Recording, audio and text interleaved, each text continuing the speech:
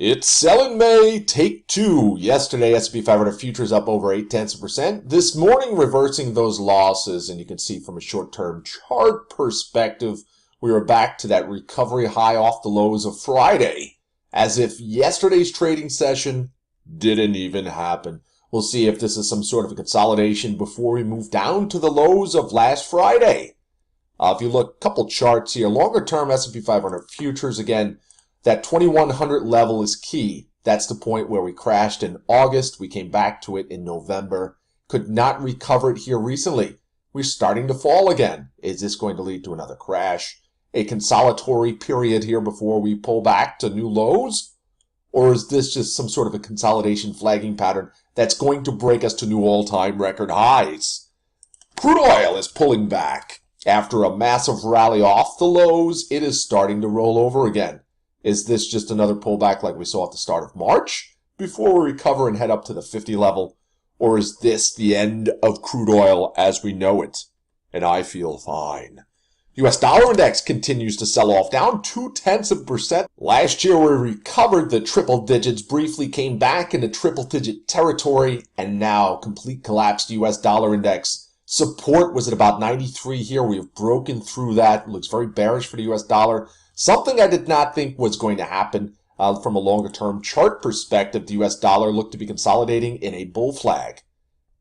Heading up to 2000, the highs that we have not seen since the internet bubble in 2000. So far, that is not coming to fruition. Support now lies at the big 90 level. How about the small caps? We'll start here with the Dow Jones Industrial Average. You can see up against trend line resistance heading back to the start of 2015. But small caps breaking out in 2016 above what looked like a nice downtrend here. We broke above it. Is this a flag? This is something to watch here going forward as the rubber is meeting the road here. Break under 110 will signal weakness. We were down at 95 just a couple months ago. Unbelievable recovery off the lows for the small caps. NASDAQ not so bullish here. Possible head and shoulders topping pattern. We're putting in a lower high. Support just under 100. S&P 500 ETF, the spiders on a long-term chart perspective, much like the Dow Jones Industrial Average or the diamonds. Meeting resistance, support lies just over 180 here. That's a significant move. We got to exactly 180 back in February. 180.12, I believe, is the low. And 180.16, I was off by 4 cents. But you can see we're starting possibly to roll over here. Momentum waning. Some of the larger cap stocks like Apple already starting to pull back. You can see the trend line off the earnings move, down over $12 last week. Up a little bit this morning, but flagging. This could be a nice flag here. Support again. I talked about this chart when it was up here. 112 is the support trend line all the way across in the mid 94s. We got under the 92s yesterday, so $2 below that. But flagging a possible move back into the 80s for Apple. And an arm weakness.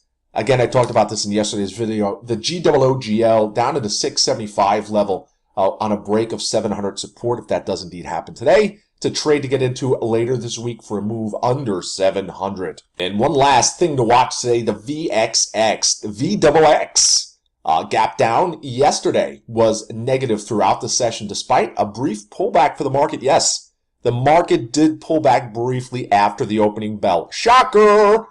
So this morning, watch the VXX. If we start to see it decline, get smacked down.